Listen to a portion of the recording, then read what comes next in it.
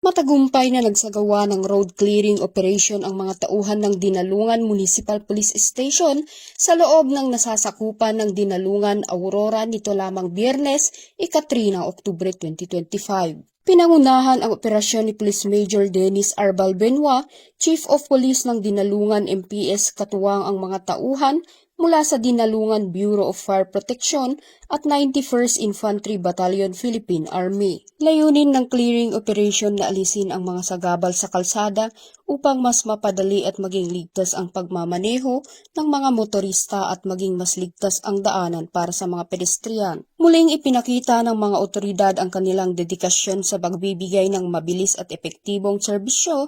Patunay na sila'y laging handang rumesponde sa anumang oras ng pangangailangan at emerhensya. Mula dito sa Police Regional Office 3, ako ang inyong PNN Correspondent, Patrolwoman Janice Bulahaw.